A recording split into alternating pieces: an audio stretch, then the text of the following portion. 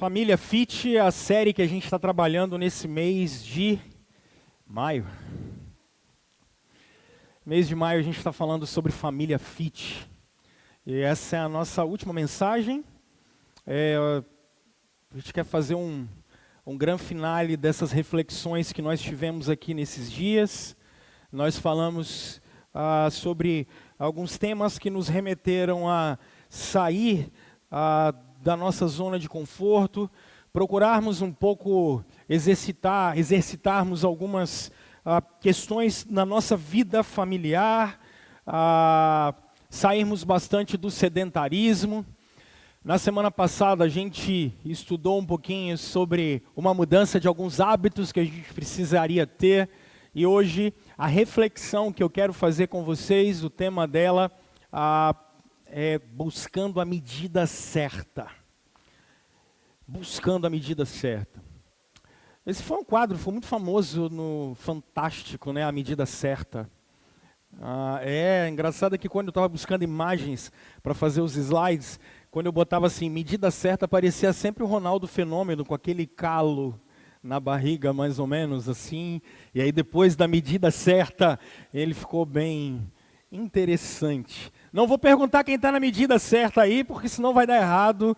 E tem uma turma que, enfim, está meio na medida errada.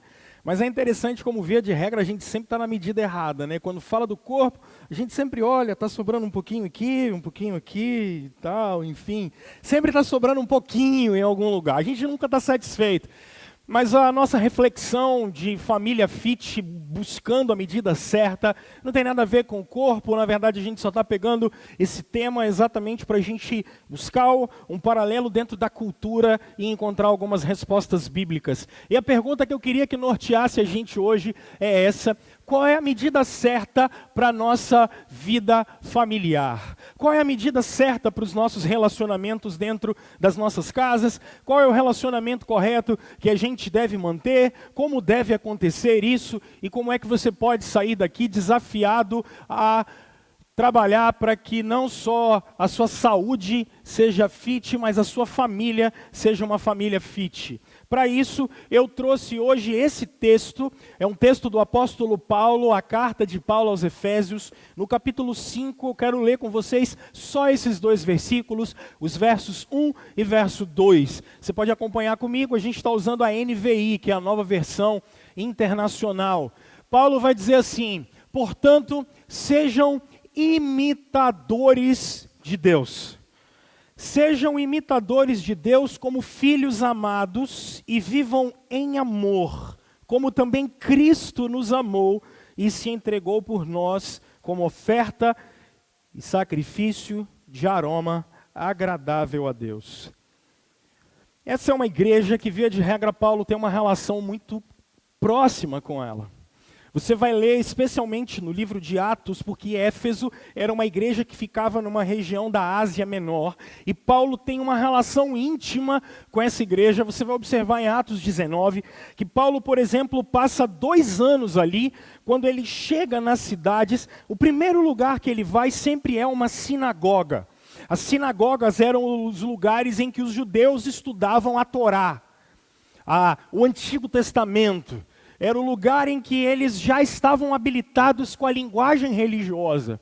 Então, mesmo fora do território de Israel, lá em Éfeso, que seria os confins da terra para Paulo, uma vez que ele saiu de Jerusalém, por exemplo, ele procura a sinagoga, mas na cidade de Éfeso eles não dão ouvidos para ele. Paulo fica por 2 anos num lugar chamado a Escola de Tirano. E lá por 2 anos, na Ásia Menor, Paulo prega e faz discípulos, e ele abre essa carta dizendo que a partir da cidade de Éfeso, todas as cidades em volta da Ásia Menor conheceram o Evangelho de Cristo Jesus. Por isso ele tem uma relação muito íntima com essa cidade. Qual é o problema? O problema é que a cidade de Éfeso tem, número 1, um governo muito forte. A presença do Império Romano é muito forte, porque as esquadras do Império, a força bélica do Império Romano ficava em Éfeso. As armas do império ficavam ali porque era uma cidade estratégica e era uma rota comercial para toda a Ásia Menor. Então todos os cidadãos de Éfeso sentiam-se sempre protegidos, mas a presença da cultura romana estava muito impregnada, mas a religiosidade também. Quando você continuar lendo o capítulo 19, você vai perceber que, por causa da pregação do Evangelho, o templo a Ártemis, ou a deusa Diana, a Diana dos Efésios, começou a ser deixado de lado. Em um só dia, por causa da conversão de várias pessoas ao nome de Cristo Jesus, mais de 1000 dracmas em souvenirs? Crentes de Diana foram queimados. Olha, tinha sal grosso de Diana queimado, tinha tijolinho da bênção de Diana queimada, tinha toalhinha da apóstola Diana queimada, tinha o tijolinho que você, do templo de Jerusalém de São Paulo, estava queimado lá também. Tinha a água do Rio Jordão, que também estava queimada. Estava tudo queimado. Uma dracma era um dia de serviço. O Evangelho de Jesus chegou na cidade de Éfeso e começou a causar um frisson tão grande que até o comércio começou a mudar. O comércio religioso começa a ir embora. E Paulo, com essa mudança social, isso eu acho muito engraçado, pessoal. A gente esteve no Rio de Janeiro essa semana numa conferência, e a gente estava num bairro chamado Recreio, entre a Barra da Tijuca, enfim, sei lá, e Jacarepaguá, que lá termina um bairro, começa outro, a gente não sabe. É tanta igreja que você chega a tropeçar em crente na rua. E eu não sei em relação a vocês, mas eu entro numa crise existencial com a minha fé, quando um lugar em que as pessoas tropeçam em igreja e o índice de corrupção e violência é o maior do Brasil. Vocês não acham isso estranho? A gente estava numa igreja batista, numa conferência que o pastor Tim Keller estava dando. Atrás da igreja batista, a igreja presbiteriana, e tinha uma igreja Assembleia de Deus, igreja adventista, tinha igreja de tudo. Você não acha uma rádio que não seja gospel numa cidade com 20 milhões de habitantes, sei lá, usando bem hiperbólico aqui. Só que não tem mudança social nenhuma. Não tem representatividade nenhuma, é estranho. É esquisito esse tipo de evangelho que é vivido e pregado pelos crentes. Porque Éfeso vive essa situação de um avivamento no meio da cidade. Mas Paulo escreve essa carta para eles. E essa carta é dividida em 2 partes. Quando você lê, você vai perceber que no capítulo 1, 2 e 3, Paulo está falando da doutrina. Por quê? Porque é muito difícil você sobreviver num lugar em que o seu pensamento não é majoritário ou respeitado. Percebam a dificuldade que vocês têm. A maior dificuldade que vocês têm não é de vir à igreja domingo. A maior dificuldade que vocês têm é exatamente saber a verdade e aplicar a verdade do Evangelho aonde você estiver. Essa é a sua maior dificuldade. A maior dificuldade que a gente tem, e o pastor Ricardo Agreste fala isso, é a gente ser igreja de segunda a sábado. Essa é a maior complicação da gente. Então, nos capítulos 1, 2 e 3, por causa dessa pressão da religiosidade dos Efésios, só para vocês terem uma ideia, eles ficaram quase horas clamando, grande é a Diana dos Efésios, grande é a Diana dos Efésios, porque o Evangelho de Jesus começou a mudar a vida deles. Só que nos capítulos 4, 5 e 6, o Paulo não fala mais de doutrina. O Paulo vai falar exatamente da aplicação dessa doutrina, como ela pode ser aplicada. Por isso que quando você observar no capítulo 4, Paulo está falando de dons espirituais. Quando Jesus subiu aos céus, ele derramou dons para que a gente pudesse servi-lo aonde a gente estiver, como sacerdotes dele aonde a gente estiver. E aí agora ele vai terminar o capítulo 4 falando a partir do verso 28 de pecados de língua, de blasfêmias, da nossa boca não sair palavras torpes, bobas, sem noção, porque o Espírito já nos foi dado, e aí agora ele vai começar falando para nós sermos imitadores de Deus. para que nós sejamos praticantes do mesmo amor que Jesus Cristo praticou. Porque isso é uma oferta que agrada a Deus. Eu fiz essa introdução só para falar para vocês que esse texto, ele dá para a gente 3 conselhos para que a gente tenha uma medida certa nos nossos relacionamentos, especialmente nos relacionamentos familiares. E o primeiro dele é exatamente esse: seja um imitador de Deus. Seja um imitador de Deus. Pastor, o que você quer dizer com ser um imitador de Deus? É simples, o texto já está dizendo isso para você. Portanto, e que portanto é esse? Uma vez que vocês creram, uma vez que o Espírito foi derramado sobre vocês, uma vez que vocês têm Jesus como seu Salvador, portanto, tendo isso tudo em volta, sejam imitadores de Deus. É essa a ideia que o texto bíblico diz. Quando eu trago para você ser imitador de Deus, os intérpretes desse texto trabalham com uma coisa muito interessante. Pessoal, é impossível a gente copiar o ser de Deus porque ele é perfeito. Agora, também é normal, e a psicologia ensina isso para nós, que vocês são formados a partir do mundo exterior. Por exemplo, a coisa mais engraçada, eu tenho 2 filhas. E eu que estou de fora, e eu sou o intruso da casa, porque é a casa das 3 mulheres. É muito engraçado quando a gente percebe como elas se espelham na mãe. Isso é fato. Vocês que têm filhos sabem como é que os meninos, via de regra, se espelham no pai. Nós construímos a nossa identidade, construímos a nossa maneira de ver o mundo, sempre a partir daquilo que está exterior a gente, fora de nós. Nós temos modelo. E não é só dentro de casa. Eu lembro quando eu tentava ser jogador de futebol, acho que todo menino tenta, né?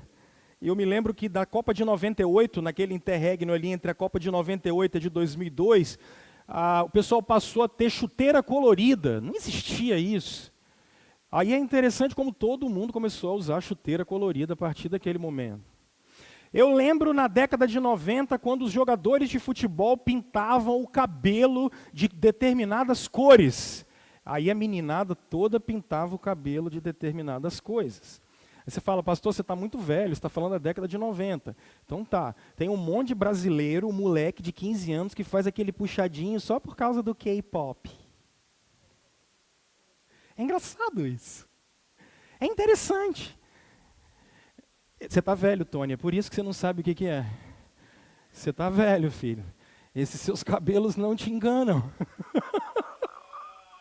Essas influências exteriores, elas sempre elas constroem o nosso caráter. Elas constroem a maneira da gente pensar, a maneira da gente falar. É por isso que, via de regra, é muito comum, se nós viemos de um lar bem construído, é muito provável que a gente desenvolva um caráter um pouco e um equilíbrio emocional melhor.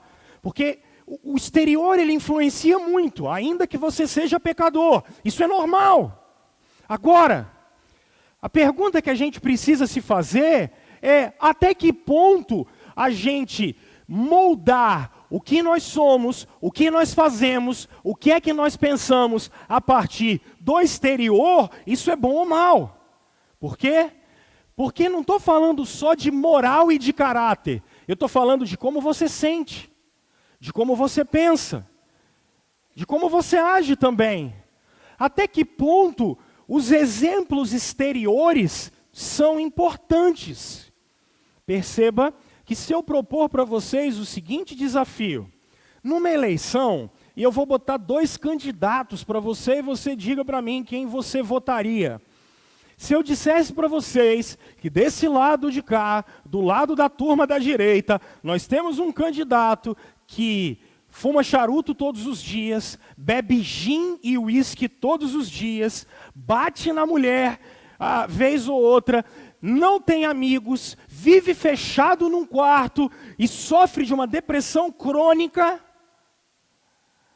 você ficaria talvez com o pé atrás com esse candidato. Mas se eu trouxesse para o lado de cá um homem calmo, delicado, marido de uma só mulher, dedicado à arte, um excepcional pintor, sério, de uma palavra só, firme e um grande líder. A pergunta que eu faria é, em quem vocês votariam? Com toda certeza, esse de cá já teria ganhado a eleição há muito tempo. Eu quero dizer para vocês que se vocês votassem naquele do lado de lá, vocês acabariam de ter elegido o Adolf Hitler para ser o presidente do Brasil a partir de 2022. Mas se vocês tivessem votado nesse do lado de cá, vocês teriam votado em Winston Churchill, o exato homem que conseguiu conter Hitler na Inglaterra. Vocês não têm a capacidade. Ele era primeiro-ministro da Inglaterra.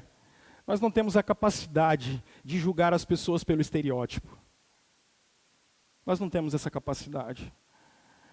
Quando a gente julga as pessoas só por atitudes exteriores dela, isso é muito pouco. Quando a gente copia as pessoas, e é interessante, percebam como vocês são. Vocês morrem de inveja da vida dos outros, gente. Vocês morrem de inveja do corpo do outro. Vocês morrem de inveja da mulher do outro, do marido do outro, da casa do outro, da televisão do outro, da casa do outro. Você morre de inveja das capacidades do outro. Você é um invejoso dos infernos. Deus me livre. Isso é terrível. Mas por quê? Por que nós somos tão invejosos e insatisfeitos conosco? Porque o meu balizador é sempre o outro. Meu balizador, a minha maneira de ver que tipo de marido que eu preciso ser para a Aline, eu sempre olho pro Fanny. Tá bem que Karine não está aí, né? Hein? Vou mudar agora. E se eu falar assim, que tipo de mulher eu tenho que ser? Normalmente a gente se compara com fulano. Percebe, você que tem briga de casal. Briga de casal é fantástico. Porque a gente discute e aí você fala assim, eu queria ver se eu fosse igual fulano de tal. Aí você ia ver como é que ia ser ruim a sua vida, mulher. É assim ou não é? Rapaz, Deus me livre. Eu queria ver se eu fosse um cachaceiro, igual esses caras que ficam lá, mas eu fico em casa. Olha como é que você é pecador, bicho. O seu balizador é o outro. É o outro. Aí o sarrafo está baixo demais. Aí está baixo demais. Aí é fácil demais. Porque superar você e superar a mim é a coisa mais fácil que existe. Agora deixa eu dizer para você, no cristianismo, a baliza não é o outro. Porque eu não fui criado à imagem e semelhança do meu pai e da minha mãe. Eu fui criado à imagem e semelhança do Criador. Eu fui criado à imagem e semelhança de um Deus que disse, haja luz e houve luz. E quando eu olho a carta de Paulo aos Colossenses, eu percebo que Paulo diz assim no capítulo 1, portanto, nele habita corporalmente toda a plenitude da divindade. Para eu olhar a Deus, eu preciso olhar para Jesus Cristo, o Filho dele, o Deus encarnado. Então deixa eu dizer para você, se você acha que é bacana ser igual o influencer youtuber, isso é lixo e fácil demais. Se você na sua carreira profissional quer galgar o que fulano de tal galgou, isso você consegue chegar, cara. Se na sua influência nas pessoas você quer ser como fulano de tal, na política, na religião, na educação, e seja qualquer área que for, isso é fácil demais.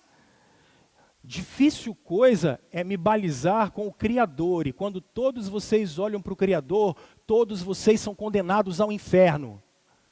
Todos vocês são insuficientes. Sabe por quê? Porque tudo isso não passa de uma autojustificação. Porque quando eu me balizo com outro, o que é que eu estou querendo fazer? Eu estou querendo falar para o meu coração que eu não sou tão mal assim. Eu estou querendo sempre falar para o outro que eu sou suficiente. E isso é autojustificação. Só que aí, Deus precisa nascer do ventre de Maria, porque nem para nascer você serve. Ele teve que nascer no seu lugar, porque você nasce errado.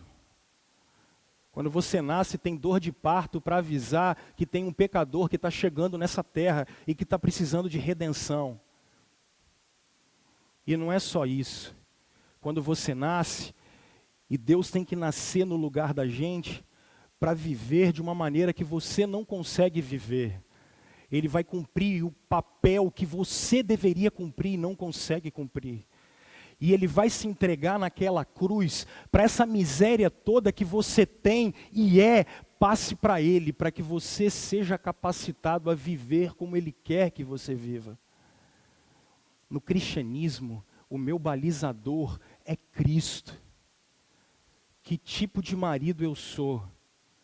Não como meu vizinho é, mas como Cristo é. Porque Ele tem uma noiva e Ele está preparando ela para casar com ela no dia que a gente se encontrar. Que tipo de pai eu preciso ser? Eu preciso ser o tipo de pai que Deus é quando Ele olha para vocês. Deixa eu tentar dar alguns exemplos disso para ficar bem claro. Pessoal, como é que via de regra a gente age? Via de regra, suponhamos que seu filho tirou uma nota baixa na escola. E você paga R$1.000, sei lá, de mensalidade para ele, 2.000, 3.000, 4.000, 5.000. Paga para mim também, tá? Aí olha só, ele chegou com a prova, a média é 6, ele chegou com 2,5. Aí sabe o que você fala para ele? Fala, rapaz, você não valoriza o dinheiro que eu invisto em você? Você está balizando seu filho pelo quê? Quanto é que seu filho vale? A mensalidade do colégio. Seu filho vale a mensalidade do colégio.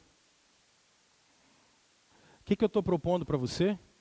Eu estou propondo para você chegar para ele e falar bem assim, deixa eu te falar, foi por isso aqui que Jesus morreu? Para você tirar 2,5? Foi por isso aqui que Jesus te ressuscitou dos mortos? Foi por isso aqui, para 2,5? Sabe por quê? 1.000 conto por mês é tranquilo, trabalha que você paga. Agora ressuscita dos mortos. Garante a eternidade para o seu filho. É diferente. A baliza é outra. Quando a Aline ficar irada comigo, porque eu aprontei de alguma maneira, ela tem que olhar para mim, e ao invés dela sair falando as farpas e minhocas que ela quer, e às vezes eu até mereço, e ela vai ter que falar, porque ela vai ter que falar essa verdade em amor para mim, porque eu mereço. Só que antes dela sair falando, ela vai olhar e pensar assim, uau, eu estou lidando com um pecador. Eu estou lidando com um cara que precisa de redenção. Eu estou lidando com um cara que precisa de salvação. Ela vai ter que sentar comigo e falar bem assim, deixa eu te falar, tá vendo essa presepada que você arrumou? Foi por isso que Jesus estava na cruz por você. Foi por isso que Jesus ressuscitou. As nossas crises familiares precisam passar pelo crivo da cruz de Cristo. Nós precisamos levar maridos, mulheres, filhos ao crivo do Evangelho de Jesus. Eu vou falar para vocês que são jovens. Uma coisa do diabo é série, né? Deus me livre. A gente começa a ver esse negócio, não para, né? E jogo, então? A gente vira madrugada com esse negócio.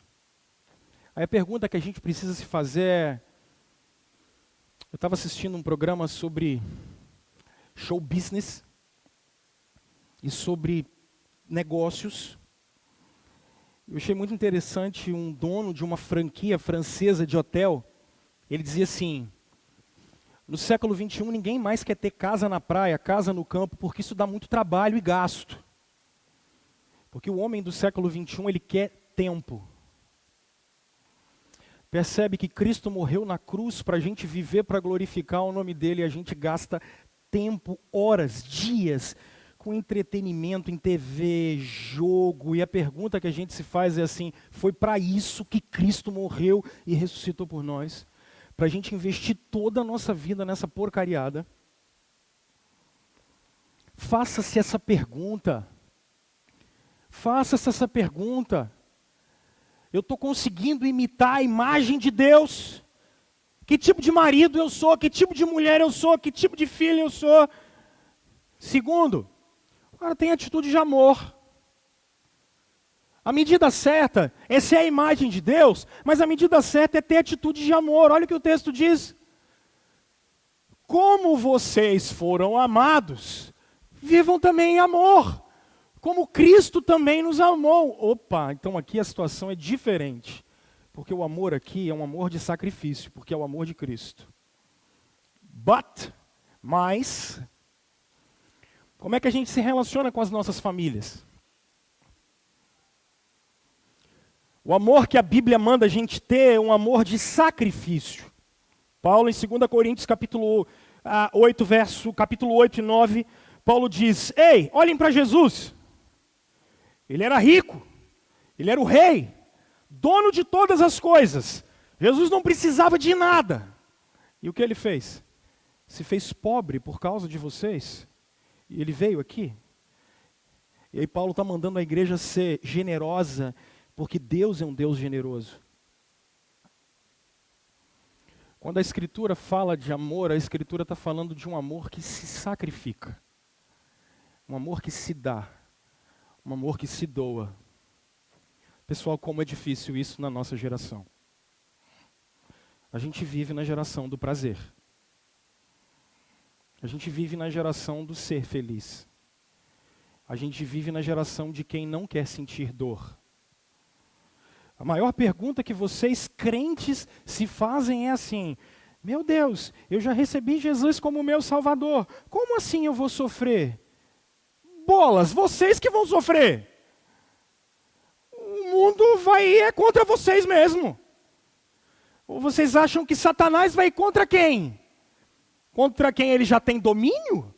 Ele vai querer dominar quem ele não consegue. Se tem uma raça que vai passar por esse mundo sofrendo, são os crentes. Se tem uma raça que vai passar por esse mundo com apuros e dificuldades, somos nós. Só que a geração do prazer, ela não consegue ouvir isso.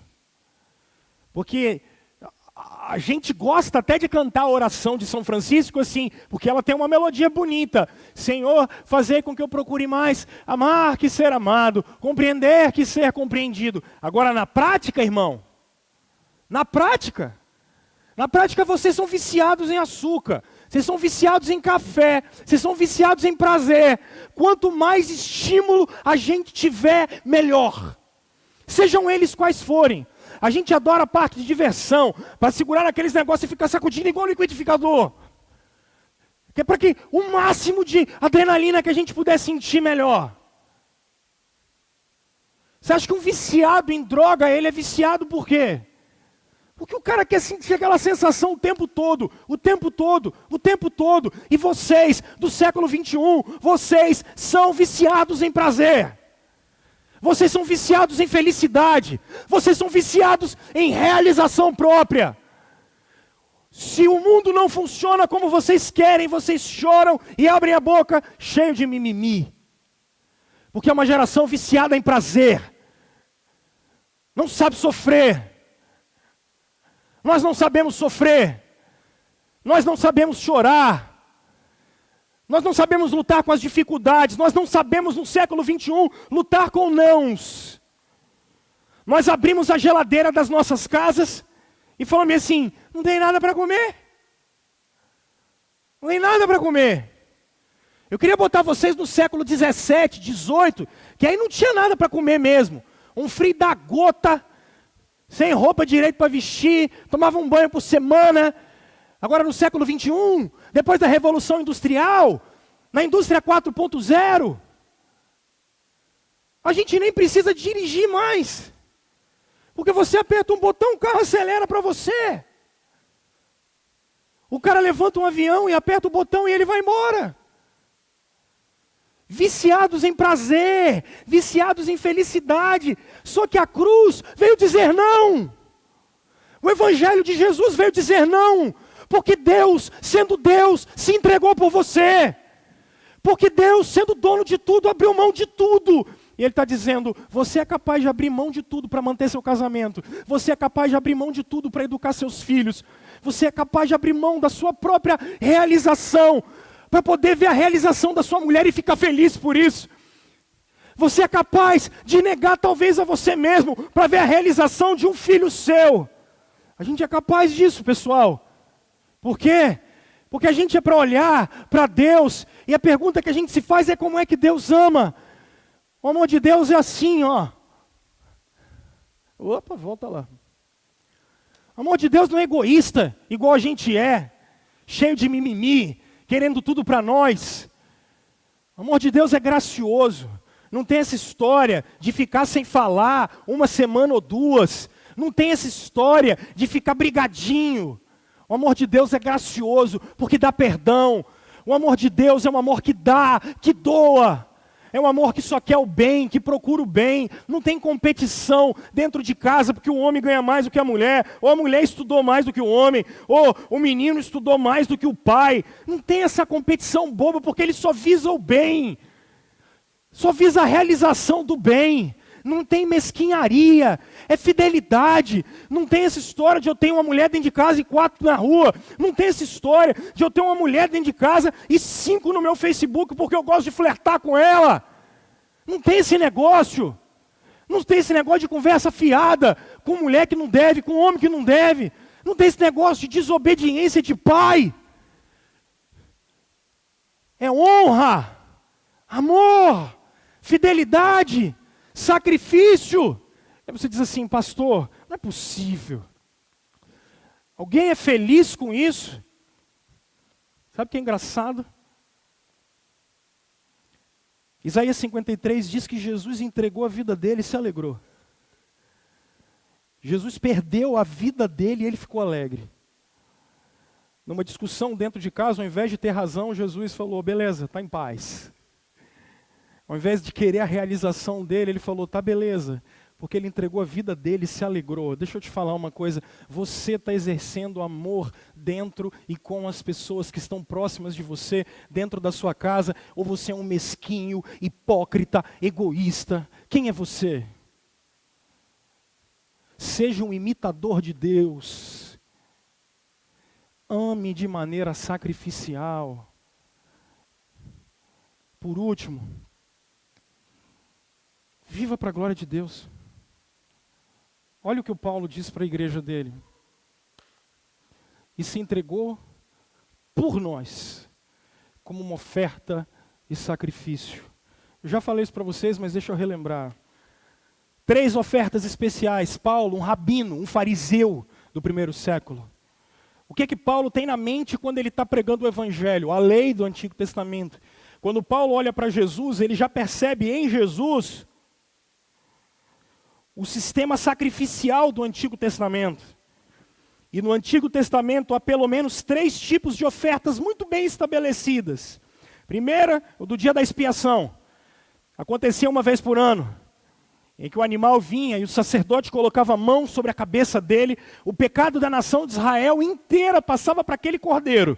Aquele cordeiro era levado para o templo e lá ele era morto pelos pecados de Israel inteiro. E Jesus Cristo é o Cordeiro de Deus que tira o pecado do mundo, porque pela fé, quando cremos no sacrifício dele, os seus pecados passaram para ele. E é por isso que você pode ter paz com Deus e ser reconciliado com Deus. Segundo, as ofertas de manjares eram muito entregues no templo. Traziam cereais junto com azeite. Aquele bolo era feito e entregue para o sacerdote. Era uma oferta que era comida, porque era símbolo não agora do perdão, mas da comunhão que o ofertante tinha com Deus. Vamos sentar numa mesa e vamos comer. Hoje, no Novo Testamento, a gente faz isso na ceia. Jesus substituiu a Páscoa pela ceia por isso. Sentamos à mesa do Cordeiro para comer com o nosso Pai, para comer com o nosso Deus. Comemos do corpo e bebemos do cálice. Mas não é isso que Paulo tem em mente em todo o Novo Testamento. Não é nenhuma dessas duas ofertas. A oferta que Paulo tem em mente aqui é uma oferta que Levítico chama de holocausto. O holocausto era quando o ofertante pecador, com o coração quebrantado, trazia para Deus um animal morto. E o sacerdote pegava aquele animal e colocava em cima de um lugar, e aquela oferta era toda queimada. Nada sobrava, porque tudo era consagrado a Deus. Toda a vida dos israelitas era para ser consagrada a Deus. Do mesmo jeito que aquele animal era uma oferta queimada e agradável a Deus, e aquela fumaça subia e agradava a Deus. A vida dos israelitas que ofertavam, eles estavam dizendo: Senhor, quando nós entregamos essa oferta para o Senhor, toda a nossa vida está consagrada para o Senhor. Deixa eu te falar uma coisa. Se você ligou a televisão, teve algum, abre aspas, pastor, fecha aspas, pastor aí, que falou que você tem que trazer a oferta que vai do sacrifício. Demônios. Nós não precisamos fazer sacrifício nenhum para Deus, para ganhar nada dele, e para barganhar nada com o Criador. Esses demônios se verão com Deus no final. Mas o que Paulo está dizendo é para que toda a sua vida seja consagrada a Jesus Cristo. Toda a sua vida. Não é o domingo, às 7 da noite. Porque o cordeiro foi todo queimado naquela cruz. Porque o cordeiro se entregou por inteiro. Seu corpo foi dilacerado, seu lado foi aberto, os espinhos encravaram na sua cabeça. E ele grita alto dizendo: está consumado, porque a vitória de Deus estava feita no Calvário. Para quê? Para que o Espírito fosse dado para nós, para que pudéssemos viver vidas consagradas. Perguntaram para Lutero: Doutor Lutero, como um sapateiro pode fazer sapatos para Deus? Ele dizia: faça o melhor sapato que você puder fazer. E faça como se fosse para Deus.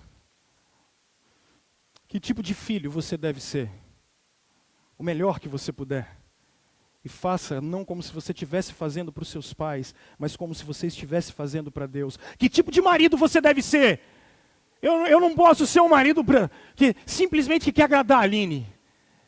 Eu preciso fazer para querer glorificar a Deus. Só que aqui, olha só. Dr. Paul Tripp disse uma coisa essa semana para nós que eu achei muito interessante. Existe uma diferença entre o que você faz e o que você diz. Porque nós cristãos temos resposta para tudo. Nós cristãos sabemos todos os conceitos.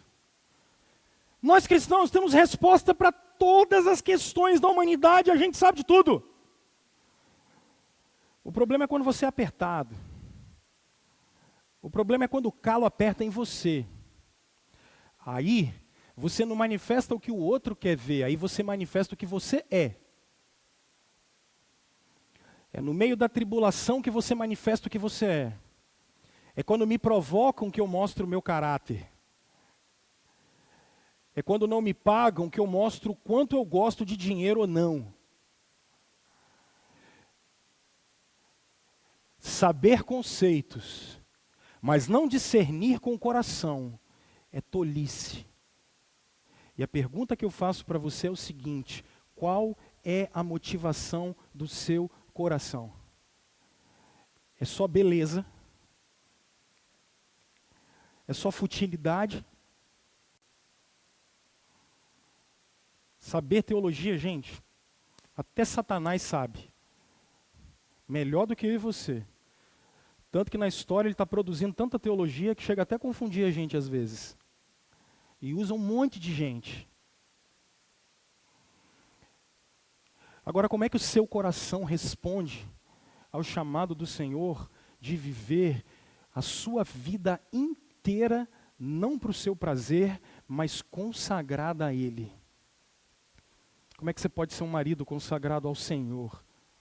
Como é que você pode ser uma mulher consagrada ao Senhor? Como é que você pode ser um pai consagrado ao Senhor? Um filho consagrado ao Senhor? Eu quero convidar você hoje a rever as suas atitudes. Rever o que motiva seu coração.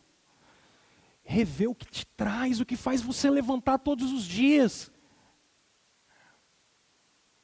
Coisas que drenam a energia da gente, a gente gasta a força e a energia da gente inteira naquilo que não deveria gastar.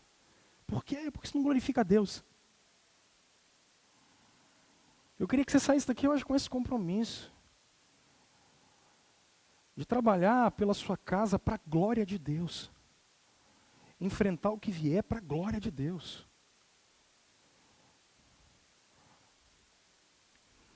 Deixo essas duas perguntas para você. Quem você realmente é? Quem você é de verdade? E o que é que motiva seu coração? Termino fazendo essa pergunta para você. Onde é que está o seu coração? Aonde está o seu coração? O que está motivando as suas atitudes? Suas ações, suas reflexões. Aonde está? O que está acontecendo aí dentro?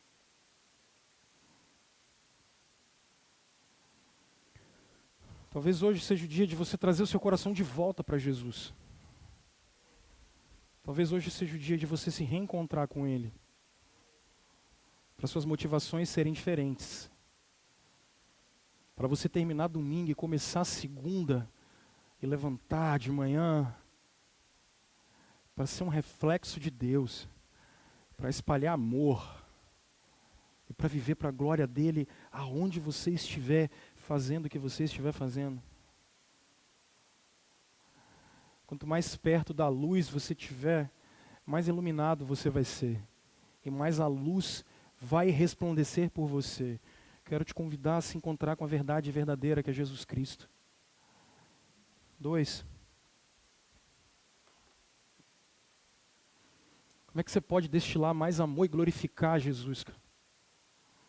Pensa aí. Do que é que você tem que se arrepender e pedir perdão hoje? Do que é que você tem que mudar e ser transformado? Mas eu queria terminar hoje chamando o grupo do louvor aqui na frente para a gente cantar essa última canção que a gente cantou no louvor. Porque eu queria te convidar, a despeito disso tudo, e diante disso tudo, a agradecer, pessoal. A agradecer.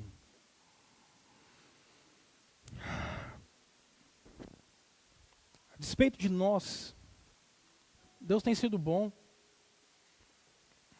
Deus tem sido bom, apesar de você. Jesus tem sido bom. Ele está de braços abertos para você ser um marido melhor, uma mulher melhor, um pai melhor, um filho melhor, um irmão melhor, uma irmã melhor, tio, tia. Ele está disposto. E eu queria que a gente agradecesse a Ele por isso, louvasse. Que a graça de Deus é tão maravilhosa que vocês hoje têm a chance de recomeçar. A cruz garantiu um recomeço para a gente. A cruz garantiu reestruturação para a gente. O túmulo está vazio, pessoal. Eu nasci assim e eu não morro assim. Eu nasci assim, mas posso ser quebrantado. Então eu queria te convidar até um minuto de oração. Coloca diante do Senhor aquilo que você precisa buscar para ter a medida certa dentro de casa. Com você mesmo e com o outro.